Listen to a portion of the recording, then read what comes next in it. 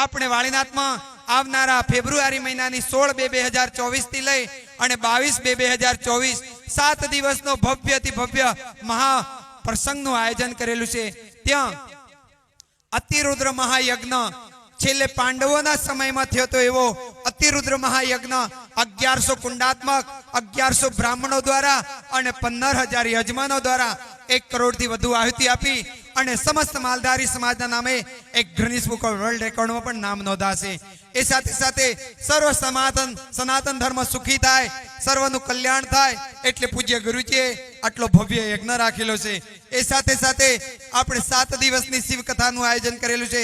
શ્રી ગિરિબાપુના શ્રી મુખેથી વાળીનાથમાં શિવ કથાનું આયોજન કરેલું। એ સાથે ઇતિહાસમાં પ્રથમ વખત કહેવાય છેલ્લા 6 વર્ષમાં ક્યાંય ભેગા નથી તેવા એવા પૂજ્ય આપણા ભારતના સનાતન ધર્મના રક્ષતા એવા સનાતન ધર્મના પ્રેરણા એવા જગતગુરુ શંકરાચાર્ય ભગવાનો 4 વાળીનાથમાં એક જ જગ્યાએ પધારવાના છે સર્વ માલધારી સમાજને આશીર્વાદ અને દર્શન આપવા માટે।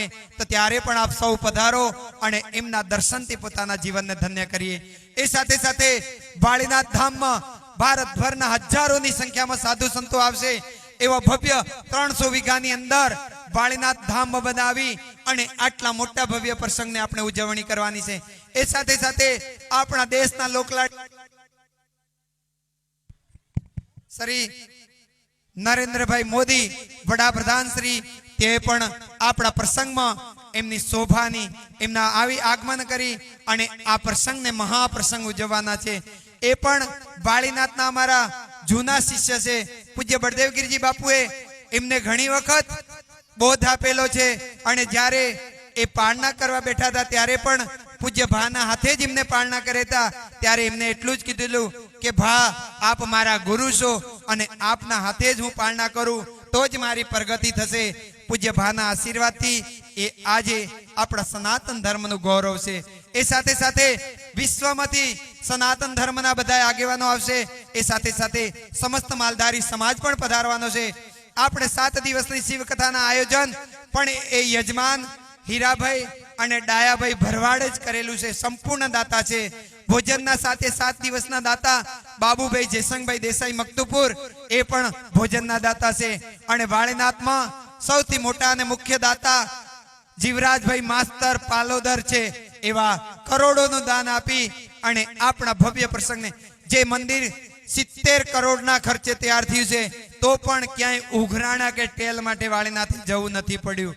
સમસ્ત રબારી સમાજ ફૂલની તો ફૂલની પોખડી પૂજ્ય બાપુનો એક જ સંકલ્પ હતો નાનામાં નાનો પરિવાર હોય, રબારી હોય કે આહિર હોય કે ભરવાડ હોય કે ગઢવી હોય કે સનાતન ધર્મના હોય એ લોકો એક પાઈ આપીને પણ એ પોતે કે આ યજ્ઞ આ પ્રસંગ આ મંદિરના અમે સૌ દાતા છીએ। આપણે વાળીનાથમાં જે યજ્ઞ થવાનો છે એમાં એક મુસલમાન પણ યજમાન થઈ અને યજ્ઞમાં આહુતિ આપવાના છે અને અમદાવાદથી મોમીન ખાન મુસલમાન એ પણ 11 લાખના યજમાન છે વાળીનાથમાં।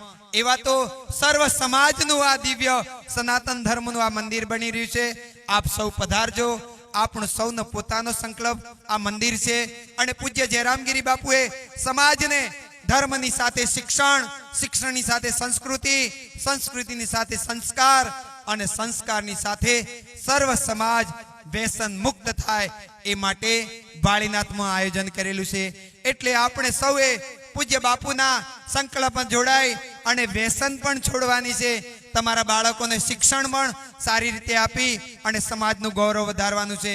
એ સાથે સાથે આપણે વાળીનાથમાં 7 દિવસ મોટિવેશન ક્લાસો પણ રાખેલા છે। ત્યારે એમાં પણ જે યુવા ભાઈઓ અને બહેનો જે ભણતા હોય તૈયારી કરતા હોય એમાં લાભ લેજો। અને 7 દિવસ ગુજરાત નહીં ભારતભરના નામી અનામી કલાકારો દ્વારા ભવ્યથી ભવ્ય ડાયરાનું પણ આયોજન કરેલું છે। એટલે વાળીનાથ પરિવાર તરફથી, વાળીનાથ અખાડા તરફ, તાલુકો વિસનગર, જિલ્લો મહેસાણા તરફથી પૂજ્ય બાપુના તરફથી આપ સૌને સહપરિવાર સાથે પધારવાનું આમંત્રણ આપીએ છીએ। આપ સૌ પધારશો એ આશા સાથે મારી વાણીને વિરામ આપીશ। બોલો વાળીનાથ મહાદેવ કી જય।